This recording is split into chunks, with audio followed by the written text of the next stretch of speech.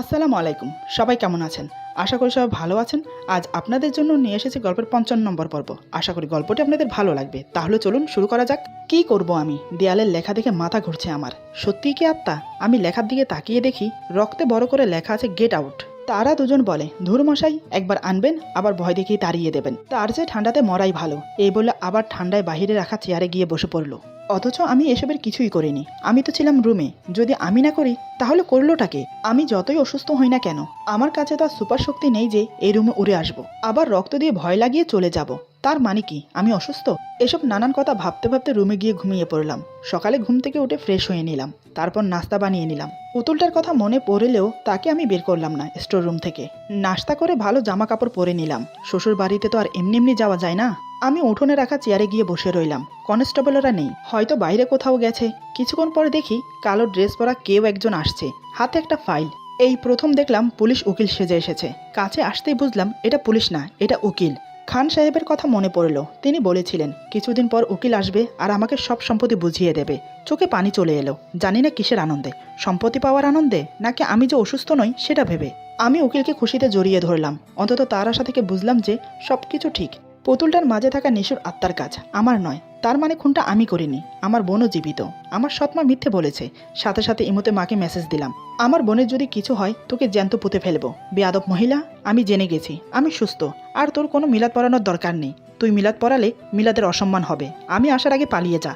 আমি মেসেজ দিয়ে আবার উকিলকে জড়িয়ে ধরলাম। উকিলের প্রতি ভালোবাসা দেখে উকিল সাহেব ছোট বাচ্চার মতো কান্না করে আমাকে বলে, আপনার আন্তরিকতা দেখে খুব ভালো লাগলো। আবেগে কান্না চলে এসেছে। আজকাল উকিলদের থেকে মানুষের প্রেম মহাবত উঠে গেছে। উকিলের প্রতি আপনার ভালোবাসা আমাকে আবেগপ্রবণ করে দিল। কখনো কোনো মামলায় লড়াই করতে হলে বলবেন, 50% ডিসকাউন্ট দেবো আপনাকে। আল্লাহ আপনাকে নেক হায়াত দান করুক, আমিন। আমিও কান্না মুছে বললাম, আপনাকে দেখে যে কি যে আনন্দ লাগছে বলে বোঝাতে পারবো না। উকিল বলে, বাবা, তোমাদের মতো ভালো মানুষেরা এখনো বেঁচে আছে বিধায় পৃথিবীতে উকিল বেঁচে আছে। ততক্ষণে পিছনে এসে দাঁড়িয়েছে কনস্টেবলরা। সেখান থেকে একজন বলে, উকিল সাহেব, সত্যি উনি অনেক ভালো মানুষ। উনি এত ভালো যে একজনকে খুন করেছেন। কথাটা শুনে উকিল জড়িয়ে থাকা থেকে ছাড়িয়ে নিলেন নিজেকে। তারপর কোর্ট ঠিক করতে থাকলেন। ভয়ে মুখ কালো হয়ে গেছে তার। উনি আমাকে বলে, সত্যি কি আপনি খুনি?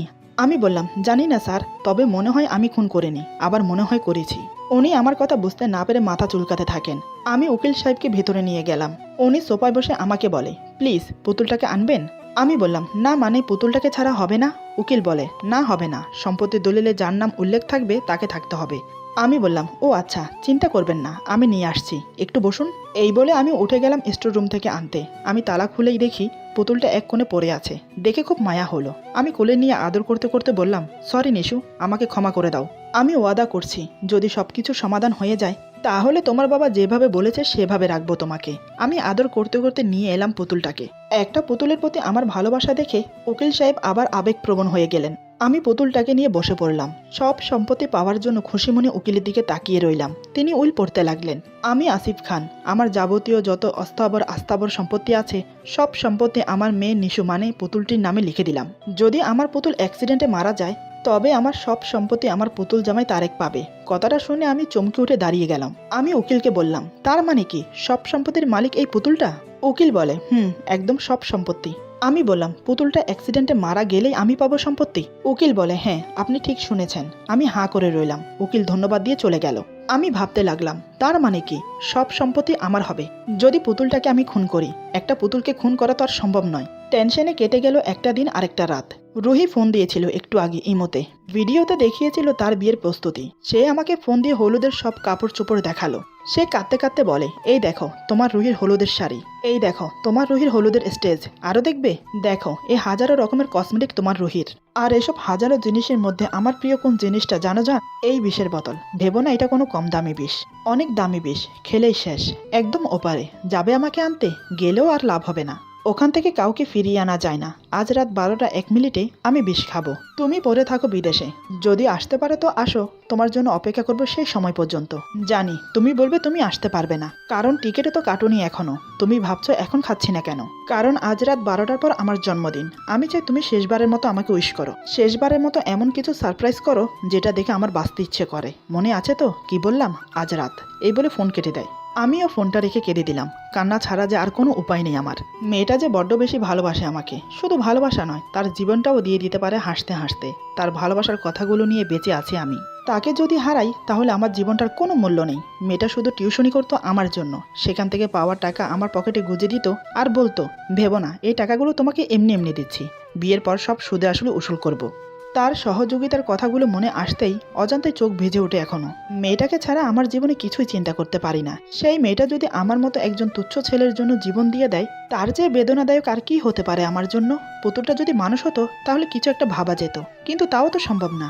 একজন মানুষ যেমনি তার প্রিয়জনকে ভালোবাসে, তেমনি তার প্রিয় কোনো বস্তুকেও ভালোবাসে। কেউ ভালোবাসে কম্পিউটারকে, কেউ ভালোবাসে খেলাকে, তেমনি আমি ভালোবাসি একটা পুতুলকে। হাজারো ভাবনায় ডুবে আছি। এমন সময় পুলিশের গাড়ি বাসার সামনে এসে থামলো। বুকের ভেতরটা ধপ করে উঠল। এদিকে কাউকে বাঁচাতে যাওয়া আর অন্যদিকে জেল। যদি এখন আমি জেলে যাই তাহলে একসাথে দুটো জীবন শেষ হয়ে যাবে। এক হলো আমার বোনের আর দুই হলো রুহির। দুজনেই আমার জন্য জরুরি। ভেবেছিলাম রুহির কাছে চলে যাব, কিন্তু তার আগেই এসআই চলে এলো। দরজা খোলাই ছিল। তিনি এসে আমার সামনে সোফায় বসে আছেন। রাগে তার চেহারাটা লাল হয়ে আছে। এদিকে তার মুখ দেখে আমি ঘামছি প্রচুর। তিনি মিনিট 10 ওভাবেই ছিলেন। তারপর বলে, আমি জানি আপনি খুন করেছেন। এই বাড়িতে আপনি ছাড়া আর কেউ নেই, অথচ খুনের কোনো প্রমাণ মেলেনি। আপনি কি আমাকে বলবেন কিভাবে খুন করেছেন? আমি বললাম, স্যার, আমি আপনাকে একটা কথা বলতে বলতে পাগল হয়ে যাচ্ছি যে আমি কোনো খুন করিনি। এসআই বলে, তাহলে আপনার রোগটা আপনার মা যে বলল? আমি মুচকি হেসে বললাম, স্যার, মা দেখেছেন, কিন্তু কখনো সৎমা দেখেননি। যদি দেখতেন তাহলে বুঝতেন সৎমা কী জিনিস। যদি আপনার কোনো বন্ধু থাকে তাহলে জিজ্ঞাসা করবেন, আশা করি উত্তর পেয়ে যাবেন। এসআই বলে, আচ্ছা যাই হোক, যেটার জন্য এখানে আসা সেটার কথা বলি এখন। আসলে আলীর খুনটা তার শ্বাস প্রশ্বাস রোগ থাকার কারণে হয়েছিল, সেটা ডাক্তারের মান্য। কিন্তু আমার মান্য আপনি প্ল্যান করেই খুনটা করেছেন। আপনার মতে সেদিন বৃষ্টির রাতে সে আপনার কাছে এসেছিল।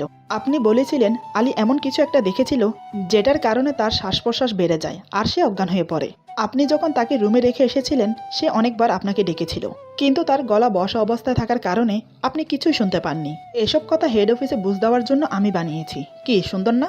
আমি বললাম, স্যার, এটাই সত্যি। আমি খুন করলে আলীর মতো নিরীহ মানুষদের খুন করতাম না, করতাম সমাজের রাঘব বোয়ালদের খুন করতাম, ছোটবেলা থেকে যারা আমার জীবন নিয়ে হেসেছে তাদেরকে। এতদিন কত খুন হতো জানেন? তিনি কিছু না বললে আমি বললাম, 960 জন। এবার ভাবুন, যে ছেলে মানুষ খুন করার জন্য এক এক করে তালিকা বানিয়েও সহনশীল ও ধৈর্যবান হয়ে দাঁতে দাঁত চেপে বসেছিল, সে কিভাবে একটা খুন করতে পারে? স্যার, এসআই কিছু বলে না, হয়তো তার কাছে কোনো উত্তর নেই। এসআই যাওয়ার আগে বলে, কনস্টেবলদের কাছে শুনেছি এই বাড়িতে আত্মা আছে। সেটা আপনিও বলেছিলেন পুতুলের আত্মা খুন করেছে। যদি তাই হয় পুতুলটাকে পুড়িয়ে ফেলাই শ্রেয়, কারণ তার মাঝে যদি আত্মা থাকে সে খুন করবেই। আবার আরেকটা খুন হোক, সেটা আমি আপনি কেউই চাই না। আপনার উপর শেষটা ছেড়ে দিলাম। আমি চাই পুতুলটা পুড়িয়ে ফেলুন, তাহলে আত্মা আর থাকবে না। আত্মা না থাকলে খুনও আর হবে না। এই বলে এসআই চলে গেল। আমি ভাবতে থাকলাম, কথাটা সত্যি এসআই বলেছে। নিশু যখন ছোট ছিল খেলার ছলে 20 জনকে খুন করেছে। আবার যখন নিজে মারা গেল আত্মা হয়ে পুতুলের মাধ্যমে খুন করল নিরীহ আলীকে। সে তো আমার কোনো উপকারে আসেনি। তার বাবা কোথায় গেছে তার হিসাবও নেই। অযথা পুতুলটাকে বাঁচিয়ে রেখে কি লাভ? পুতুলটাকে শেষ করে চলে যাব রুহির কাছে, সেখান থেকে চলে যাব দূরে কোথাও। কিন্তু আমার বোন কোথায়, তার কি হয়েছে সেটা তো জানি না। আমার বোনকে একা রেখে পালিয়ে যাব কিভাবে? এইসব ভেবে রুহিকে ফোন দিলাম। সে ফোন ধরেই বলে, এখনো বেঁচে আছি। আমি বললাম, পাগলামো করো না তো, অনেক হয়েছে, বুঝলে? পাগলামি করার একটা সীমা থাকা উচিত। রুহি বলে, কাউকে জীবনের চাইতে বেশি ভালোবাসলে যদি পাগলামি হয় তাহলে তো সকল প্রেমিকারাই পাগল। তোমাকে জান জান বলতে বলতে কখন যে তোমার নামে জানটাই লিখে দিয়েছি বুঝতেই পারিনি। আমি বললাম, দেখো, আমি তোমার জন্য বিদেশ থেকে চলে এসেছি, কিন্তু আমি আমার বোনের হদিশ না পেলে তোমার সাথে পালিয়ে যাওয়া সম্ভব না। দেখো রুহি, একটু বোঝার চেষ্টা করো। তোমাকে নিয়ে যদি বিয়ের আগের দিন পালিয়ে যাই তাহলে কখনোই গ্রামে ফিরতে পারবো না, আর গ্রামে না ফিরলে আমার বোনকেও পাবো না। এবার তুমি বলো আমি কি করব? রুহি বলে, আর আমার সাথে এতদিনের রিলেশন আর আমার জীবন, তার কি হবে? আমি মনে করি তোমাকে ছাড়া অন্য কাউকে বিয়ে করার চেয়ে মরাই ভালো। আমি মরলে তো তুমি বাঁচো, সব বুঝি। আমি বললাম, ধুর, মরলে মরো, আমার বোনের খবর না পাওয়া পর্যন্ত কিছুই করতে পারবো না। রুহি বলে, তাই তো, আমি যদি না মরি আমার নাম পাল্টে দেবো। এই বলে ফোন কেটে দেয়। বিকেলবেলা আর কিছুক্ষণ পর সন্ধ্যা নামবে। রুহির জন্য খুব টেনশন হচ্ছে। মেয়েটা আমার জন্য যেটা ইচ্ছে সেটাই করতে পারে। একবার আসতে দেরি হয়েছিল বিধায় নিজের হাত কেটে ফেলেছিল। বড় আবেগী মেয়ে। পুতুলটার একটা ব্যবস্থা করে চলে যেতে হবে গ্রামে, কিন্তু গ্রামে থাকবো কোথায়? 1 দিন বা 2 দিন থাকা যাবে, কিন্তু 3 দিনের মাথায় তো চলে আসতে হবে। এমন সময় রমিজা এলো। আমি কাপড় চোপড় গোছগাছ করছি। রমিজা এই সময় কখনো আসে না, সকালে আসতে বলাতে এসেছে। রমিজা কাপড়ের দিকে তাকিয়ে বলে, জামাই, তুমি কি চলে যাচ্ছ? এই বিশাল বাড়ির কি হবে? আলীও নেই, কিন্তু খান সাহেব এসে যদি দেখে কেউ নেই তখন? আপনাকে না ডকুমেন্টসে সাইন করিয়েছে এখান থেকে না যাওয়ার জন্য, সেটার কি হবে? আমি বললাম, দেখুন খান সাহেব আমার কোনো ওয়াদা রাখেনি, আমি কেন রাখবো? একটা পুতুলের নামে সব সম্পত্তি লিখে দিয়েছেন, সেটা তো কোনো পাগলই করতে পারে। কয়েক মাস পর যখন টাকা শেষ হয়ে যাবে তখন কোথায় পাবো টাকা? এই পুতুল কি বলবে কোন ব্যাংকে যেতে হবে টাকা আনতে? খান সাহেব বলে গেছে তিনি আর আসবেন না, তার জন্য বসে থাকা মানে পাগলামি ছাড়া আর কিছুই না। রমিজা বলে, জামাই সব বুঝেছি, কিন্তু পুতুলটাকে কি করবেন? আমি বললাম, পুতুলটাকে পুড়িয়ে ফেলবো। রমিজা বলে, জামাই এটা কি ঠিক হবে? পুরানো বিষয়টা কেমন কেমন না, ফাঁসি দিলে কেমন হয়? আমি বললাম, পাগল, পুতুলের জীবন নেই। রমিজা বলে, তাহলে পুতুলটাকে কষ্ট দিয়ে কি কাজ? রমিজার কথা শুনে আমারও টনক নড়ে। তাই তো, পুতুলের তো কোনো অপরাধী নেই, তার কাছে তো প্রাণী নেই, সে অপরাধী হবে কিভাবে? যত দোষ তো নিশুর আত্মার, যেটা পুতুলের মাঝে আছে। আমি রমিজার কানে কানে ফিস ফিস করে একটা জিনিস আনতে বললাম, এই জিনিসটাই আত্মাটাকে শেষ করে দেবে। রমিজাকে আসতে বলার কারণ হলো যাতে পুতুলটা কিছু শুনতে না পারে। এদিকে রোহিত থেকে আমি আমার বোনের জীবনটাকেই প্রাধান্য দিয়েছি। একজন ভাইয়ের কাছে তার বোনের জীবনে যে বড়, এমন অনেক লক্ষ প্রেমিককে পাওয়া যাবে যাদের কথা তার প্রেমিকারা বিয়ের পর আর মনে রাখেনি। তাই আমিও মনে করি রুহির বিয়ের পর সেও আমাকে ভুলে যাবে। প্রতিটা মেয়েকেই একদিন না একদিন তার স্বামীকে ভালোবাসতেই হয়, একদিন সেও বাসবে। তবে এখন শুধু রুহির জীবনের প্রশ্ন। চিন্তা করছি তার মা বাবাকে ফোন করে বলে দেব যাতে সে আর আত্মহত্যা করতে না পারে। এরই মধ্যে রমিজা জিনিসটা আনতে গেছে, আমার কাছে আর অল্প সময় আছে, তারপর চলে যাব গ্রামে। পুতুলটা আমার সামনে বসা, যেন মনে হচ্ছে বড্ড অনাথ। তার সরল চেহারা দেখে যে কেউ বুকে জড়িয়ে ধরবে, অথচ এই সুন্দর পুতুলটা কত নির্দয় তা বলার বাহিরে। 21টা খুন, তা কখনো ভাবা যায়? ব্যাগের সব কাপড় চোপড় গুছিয়ে নিলাম, তারপর পুতুলটাকে কোলে তুলে নিলাম। নিশুর চোখের দিকে তাকিয়ে বললাম, দেখো নিশু, তুমি একটা খুনি। একটা খুনির সাথে সংসার করা কখনো সম্ভব নয়। আমি রুহি নামের একটা মেয়েকে খুব ভালোবাসি, সেও আমাকে খুব ভালোবাসে। তবুও আমার ছোট বোনের কথা চিন্তা করে তাকে ত্যাগ করতে যাচ্ছি। আর সেখানে তুমি তো হলে একটা পুতুল। তোমার সাথে থেকে আমার ও আমার বোনের জীবন নষ্ট করতে চাই না। তুমি হয়তো ভাবছো আমাকে বেমান বলে, কিন্তু দেখো আমি কোনো বেমান নই। তোমাকে মানে একটা পুতুলকে বিয়ে করার মানে ছিল শুধু যাতে আমার বোনটা ভালো থাকে, আর সেই বোনে যদি জীবিত না থাকে তাহলে সেখানে পড়ে থেকে কি লাভ? আমি চলে যাবার পর তুমিও চলে যেও কোথাও। আত্মাদের জন্য এই পৃথিবী নয়, এটা শুধু মানুষের জন্য। যদি ভালো আত্মা হতে তাহলে তোমাকেও আমার সাথে নিয়ে যেতাম, কিন্তু তুমি একটা খারাপ আত্মা যে অনেকগুলো খুন করেছো। এমন সময় ফোনটা বেজে ওঠে। ফোন রিসিভ করতে ভাইয়া বলে ডাক। ভাইয়া ডাক শুনে আমার চোখ দুটো অশ্রুয় ভরে যায়, নিজে ভাষাহীন হয়ে পড়ি। অনেক কষ্টে বললাম, বোন আমার, কোথায় ছিলি? ভাইয়াকে রেখে তোর জন্য কত কেঁদেছি জানিস? আমি তোর খবর না পেয়ে চলে এসেছি দেশে। কই ছিলি বোন? নীলা বলে, ভাইয়া, মা আমাকে একটা খারাপ লোকের সাথে বিবাহ দিতে চেয়েছিল, তাই বিয়ের আগের দিন রাতে পালিয়ে গিয়েছিলাম। লোকটার বয়স 60 বছর হবে, মা অনেক টাকা নিয়েছিল। আমি অবাক হয়ে বললাম, কি? ওর এত বড় সাহস? ওকে আমি খুন করব। নীলা বলে, না ভাইয়া, মাকে কিছু করো না, মা তো মাই। মাকে কিছু করলে আর কাকে মা ডাকবো? প্লিজ ভাইয়া, তোমারও খারাপ কিছু হোক সেটা আমি চাই না। এই বলে কান্না করে দেয়। আমি বললাম, আরে বোন আমার, কাঁদছিস কেন? ও মা, আমার বোনটা বড় হয়ে গেছে, লোকে দেখলে তো লজ্জা দেবে। প্লিজ কাঁদিস না, আমি ওয়াদা দিচ্ছি আমি কিছু করব না। নীলা বলে, সত্যি তো? আমি বললাম, তিন সত্যি। এখন বল তুই কোথায় আছিস? নীলা বলে, ভাইয়া। আমি বললাম, হ্যাঁ বল। নীলা বলে, ভাইয়া, আসিফ মানে যে ছেলেটা আমাকে পছন্দ করেছিল, আমি পালিয়ে তাদের বাসায় চলে এসেছি। আসিফ খুব ভালো মানুষ, তাদের পরিবারও অনেক ভালো। আমাকে তাদের ছেলের বউ হিসাবে মেনে নিয়েছে। আমি খুব ভালো আছি। তোমাকে অনেকবার ফোন দিয়েছিলাম, কিন্তু সুইচ অফ ছিল। বোনের সুখের কথা শুনে এমন খুশি হয়েছি, মনে হলো খুশিতে চিৎকার দিতে থাকি। আমি বললাম, ভাইয়া এসে দেখে যাব, ঠিক আছে? বোনের সাথে কথা শেষ করে ফোনটাকে আনন্দে বুকের সাথে জড়িয়ে ধরলাম। তাই রুহিকে ফোন দিলাম। রুহি অভিমান করে অনেকক্ষণ পর ফোন রিসিভ করলো। আমাকে রাগে চেঁচিয়ে বলে, কি চাই? আমি বললাম, না মানে তুমি সারপ্রাইজ চেয়েছিলে না। রুহি বলে, তো? আমি বললাম, সারপ্রাইজটা নিতে চলে আসো কমলাপুর স্টেশনে, সেখানে আমি তোমার জন্য অপেক্ষা করব। সে খুশিতে বলে, কি? বলে এক চিৎকার দেয়। রুহি বলে, আমি এখনই পিছনের দরজা দিয়ে বেরিয়ে যাচ্ছি, তুমি একটু কষ্ট করে আগে থেকে অপেক্ষা করো, আমি আসছি। তবে? আমি বললাম, তবে কি? রুহি বলে, সাথে বিষের বোতলটাও রাখবো, যদি গিয়ে দেখি তুমি নেই তাহলে বিষ খেয়ে নেব। রাজি? আমি বললাম, রাজি। এই বলে ফোন কেটে দিল। আমার অনেক আনন্দ হচ্ছে নিজের ভালোবাসার মানুষকে কাছে পাবো বলে। এমন সময় রমিজা একটা ছোট বোতল নিয়ে রুমে আসলো। রমিজা বলে, জামাই, এই নেন আপনার বিষ। এখন কি পুতুলটাকে বিষ খাওয়াবেন নাকি? আমি বললাম, দেখো রমিজা, আমি অনেক চিন্তা করেছি। যদি পুতুলটাকে ফেলে দেই বা জ্বালিয়ে দেই তাহলে সব সম্পত্তি হাতছাড়া হয়ে যাবে, আবার পুতুলটার আত্মার কোনো ক্ষতি হবে না, সে আরেকটা পুতুল খুঁজে নেবে। রমিজা বলে, তো এখন? আমি বললাম, এখন আমাকে আত্মাকে তাড়াতে হবে, অবশ্যই আত্মার বিশ্বাস ভাঙতে হবে। রমিজা বলে, জামাই কি বলেন, মাথায় তো কিছুই ঢোকে না। আমি বললাম, খান সাহেব বলেছে রুটিনের বাহিরে না যেতে, তার মানে যা কিছু করি না কেন রুটিনের মধ্যে করতে হবে। আমি আবার রমিজার কানের কাছে গিয়ে বললাম, একটু পর পুতুলটাকে খাবার দিতে হবে। যখন পুতুলটাকে খাবার দেব তখন খাবারের মধ্যে বিষ মিশিয়ে দেব। তখন সে আত্মা পুতুলের ভেতরে ঢুকে খাবার খাবে। বিষমাখা খাবার খেলে আমার প্রতি বিশ্বাস ভেঙে যাবে আর সে মুক্তি হয়ে যাবে। মূলত পুতুলটার আত্মা রুটিন মাফিক চলছে, সেটা ভাঙলে সে ধ্বংস হয়ে যাবে। রমিজা বলে, সবই তো বুঝলাম জামাই, কিন্তু সে যদি আপনার কোনো ক্ষতি করে তখন? আমি বললাম, আমি তো থাকবই না, আমি তো যাব রুহিকে আনতে। সে আমাকে না পেলে ক্ষতি করবে কার? রমিজা অবাক হয়ে বলে, রুহিকে আনতে মানে?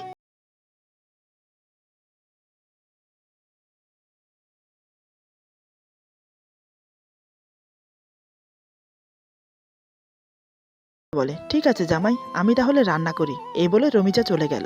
আমি এই সুযোগে একটু বিশ্রাম নেওয়ার জন্য বিছানায় শরীরটা এলিয়ে দিলাম। মনের আনন্দে নানান কথা ভাবতে ভাবতে চোখ দুটো লেগে এলো। তখনই বিদ্যুৎ চলে গেল। ঘুমিয়েছিলাম তাই বুঝতে পারিনি। হঠাৎ সেই আত্মার আগমন। সে এসে আমার পাশে বসে। পরম স্নেহে আমার মুখে হাত বুলাতে থাকে। খুবই মায়াময় ছোঁয়া। আজ যেন তার ছোঁয়াতে অন্য কিছু বোঝানোর চেষ্টা করছে। তার ছোঁয়ার মাঝে কেমন যেন করুণ করুণ ভাব। হঠাৎ আমার ঘুম ভেঙে যায়। চুপচাপ শুয়ে রইলাম। সে পরম স্নেহে আমার মুখে হাত বুলিয়ে দিচ্ছে। আমার ঠোঁটে ওর আঙ্গুলি স্পর্শ করলো। আমার মাথায় হাত বুলিয়ে দিল। ছায়া মুক্তি ধীরে ধীরে ঝুঁকে আমার ঠোঁটে ঠোঁট রাখলো। ঠোঁট জোড়া নিজের দখলে নিয়ে চুষতে লাগলো। দু হাতে আমার গাল চেপে ধরে। খুব আস্তে আস্তে আমার উপর শুয়ে পড়ে। পরম স্নেহে আমাকে জড়িয়ে ধরে। আমার শার্ট খুলে বুকের মাঝে মাথা রাখে। এক হাতে আমার শার্ট খামচে ধরে। গভীর চুম্বন করলো আমার বুকে। এদিকে আমার খুব ইচ্ছে করছে ওকে জড়িয়ে ধরতে, কিন্তু সাহস হচ্ছে না।